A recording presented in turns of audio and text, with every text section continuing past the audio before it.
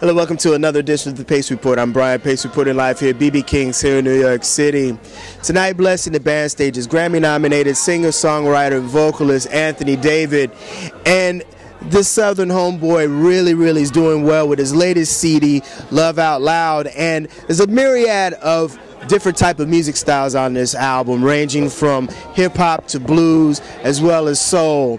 We sat down earlier and we talked about his roots growing up in Savannah, Georgia, the thriving music scene in Atlanta, Georgia, and how he partnered with legendary vocalist Arie, as well as talk about his roots, how he's connected with the blues, gospel, as well as jazz, and how he's conveying it to his music fans all over the country. So sit back, relax, and enjoy the sounds of Mr. Anthony David, live here at BB King's here in New York City.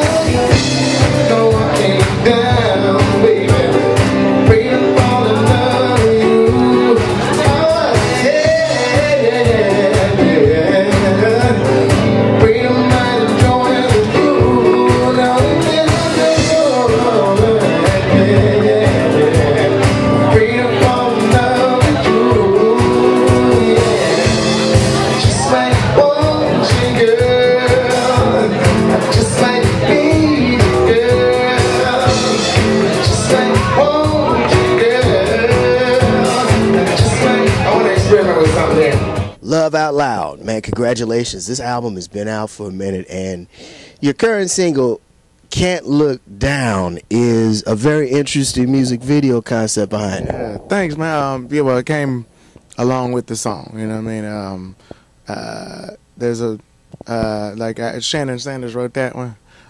Good friend of mine. I didn't write this.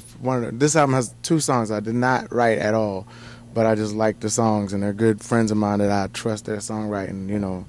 And I begged him for that song, actually. The song, you know, Can't Look Down, came from a story from a balloon thing, you know what I mean, from that concept. So as we were, you know, getting it, recording it, it was like, no, I'm going to do a video for this, and we're going to do it in the balloon like we're talking, you know what I mean? So as soon as I finished, you know, went to Asheville, North Carolina, where I love, and with Chef Arie, she's a great artist as well, beautiful girl, and a chef, you know, and I look her up, and we lit it up, man. We just, you know, the thing played itself, you know. It was one of my favorite videos, definitely my favorite that I directed. Well, one of them. I'm doing pretty good. It's like it's my top 2 that I directed, so love it. And like I said, all you had to do is get in it and not mess it up. You know, this album is a little different than your other projects. One being, you just said that, you know, you had 2 songs that you didn't write on this record, but also there's a little hybrid of different types of music styles on this album. Yeah, well, I do it. I try to do different styles on every record, but this time it wasn't as much of an effort to sort of tie it all together and make sure there was smoother transitions. I just kind of made like a playlist from iTunes, you know, like how I do. Like I will have a rock song, and then some hip hop, and then some reggae, and then some soul, obviously, then some soft rock. You know, that's what I listen to, and that's how I listen to it. So you know, I didn't have any expectations this time coming in from the last records. It's my 4th record, so the other 3 I sort of had like goals in mind and themes, and this one I didn't. I was just doing stuff, you know. So organically, everything kind of came together. Yeah, and I didn't even notice it till it was done. You know what I mean? I just kind of looked. When we turned it in, I didn't really even have enough time to reflect like I normally do and say, okay, well, you know, that was kind of the goal, just to kind of do it and then look back like, oh, okay, you know what I mean? So.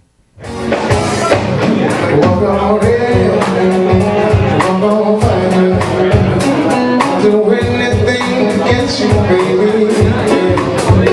What you need, what you desire. You're every waking thought about me, yeah. I'm your Superman lover.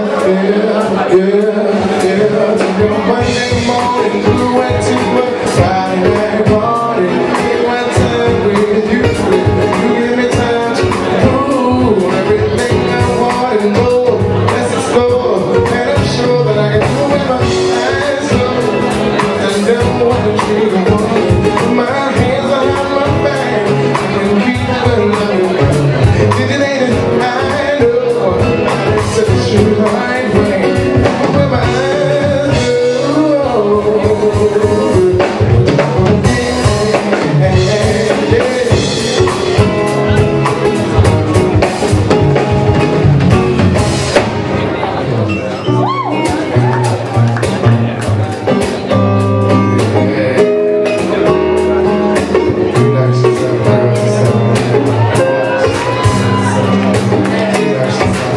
What's good for the soul is good for the body. So let me satisfy your spirit, baby. Keep it on the low. I ain't telling nobody. But ain't my fault that they was hearing, baby.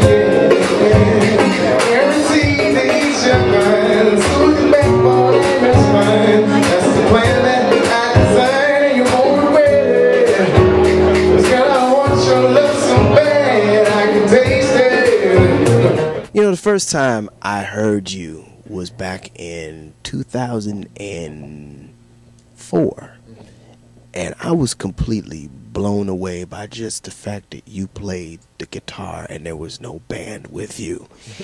I want to ask you how that started, because you bring a lot of the whole folk, soul, blues element, the American roots music to your dynamic. Yeah, well, it came because, and that's where all my records sort of reflect whatever tools I'm working with. The first one, before I heard studio, I had just a guitar, so you know, that was a way for me to express my sound and whatever I was influenced by.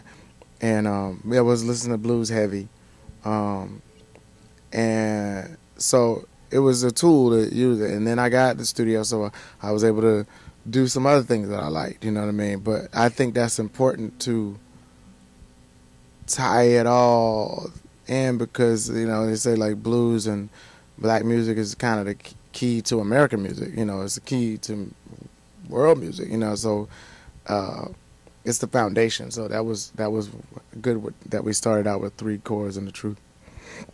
You know, I listen to you and I think about the greats, Bill Withers. I think of Bobby Womack. And I think you and Anthony Hamilton have that very, very soulful gospel blues thing going. Yeah. Who were some of the musical influences that you grew up listening to, inspired you? You just called them, man. I mean, definitely Bill Withers, definitely Bobby Womack, definitely Anita Baker was a big one for me.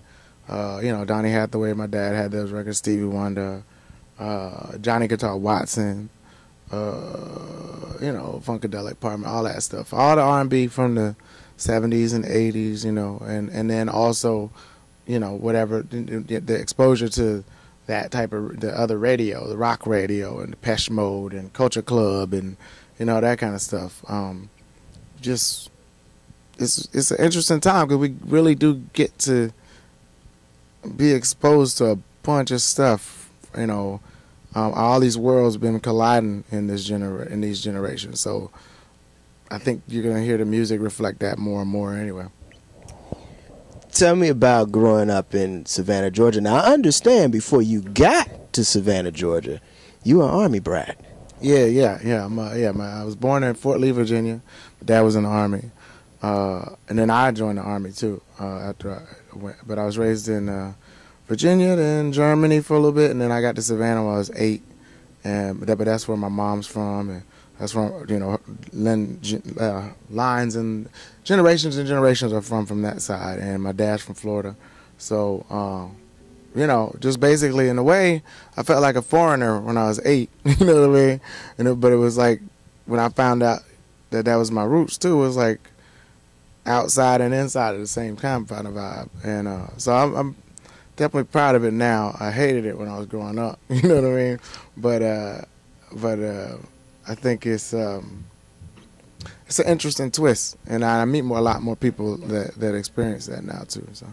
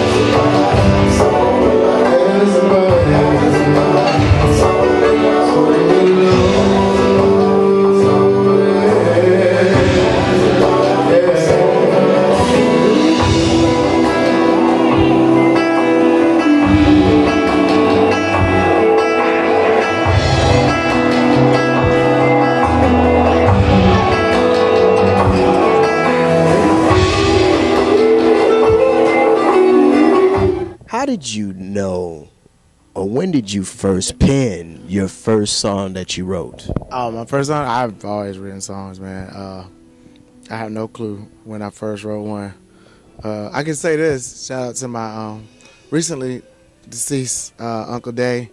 He wrote my first song for me. He used to have this song, Tony Rone is gonna get you, yeah. And he would, you know, pick me up or shake me or something. So, and my brother was like, man, you used to go crazy for that song, you know. And, but I don't know when I wrote my first one, but I've always written songs and stories and, you know, so my first song on guitar probably was Cold Turkey, though, yeah. But that was another era of my songwriting. I wrote songs from when I was 15, 16, I don't remember. At that time, I would just write stuff I was working, you know what I mean? And that was a way to release, like, it was, at that point, I never knew that you could do that for a living. I never even thought of comparing what I did to the radio. It was just something for me to work to or walk to, or, you know what I mean? So, and I had to do it every little bit so I could express myself or something. So then, when I got the guitar, that was, you know, an extension of all that. When you picked up the guitar, there was no formal training. You just got up and just started strumming away, right? Yeah, and I did have a teacher. Shout out to Laz. But you know, for the most part, it was, you know, India, and another band I was in called El Poos. Friends of mine, they was rappers first, and then they got into some rock. They was able, you know, they had stronger rock influences than me. I played in their band. I played with India. We was always at each other's house, you know. And then, like, the teacher that I had was a painter, you know, that was in a funk band himself, and you know, he was incredible. So he taught me some things, and I would teach them some things, you know. Just so we just played all day. Anthony, one of the things that I have seen, especially in soul music and American roots music, is that there's a lack of exposure to gospel music, hymns, spirituals, the roots, as well as the blues. What's your take on this? Because you're bringing a lot of the roots element back to the mainstream. I love it. I think, you know, what I've discovered, because I'm a student of that kind of thing and the history of music as it relates to whatever's going on in society. And, you know, gospel, it borrows from blues, and blues borrows from gospel, and R&B borrows from gospel. And we see it all the time. We see this current time, you'll see a hip-hop song, and then a Kirk Franklin will take it and, you know, and flip it, you know what I mean, to a gospel form. And then you'll see, well, you find out that, oh, you make me want to shout that R&B song came from gospel. And then you find out, so you find out all these, and then my players, all the great players come from, they play at some church. You can't get good unless you know, play at a church. That's where the best music in the world is. That's our thing. I think we're settling into this time, and we got this form of traditional music that's ours. So, and we could morph it into whatever way to tell whatever story we want to tell. And my wasted time and darling, I wanna wait forever. Won't you let me know? Everybody raise your glasses up with me. Smoke one with your boy, drink one with your boy. I know it's been a little while, 'cause we had a little fun, yeah. Smoke one with your boy, drink one with your boy. I know it's a little while since we had a little. Friends are running into you again at this place, at this time. All the memories are rushing back again, my old friend. Anthony David, what does soul music mean to you? Yeah, well, it's something that it's whatever touches you, man. It could be any style now. I mean, we share this continent and this planet and this universe with all these different races, cultures, creeds, whatever. and now we've been around each other long enough. We use different tools, you know. It could be some made with Asian melodies and scales. It could be made with European melodies and scales. It could be made with this language. It could be, but it's got to hit you in the heart. You know, I listen to some bossa nova that's speaking in Portuguese. I don't know what it's saying, but it's hitting me. You know, that feeling. So, you know, reggae music is doing it its way. So it's just got to hit you. You know, I think it's using the tools again that we got, but we're able to expand on what those are. That'll do it again for another edition of the Pace Report. I'm Brian Pace, reporting live here at BB King's here in New York City. I'd like to personally thank Mr. Anthony David for his time, as well as the staff and management here at BB King's. As always, please visit my website, www.thepacereport.com, for my weekly column, as well as my past segments. Until next time, remember, if it's in the groove, it'll make you move. Until next time, peace.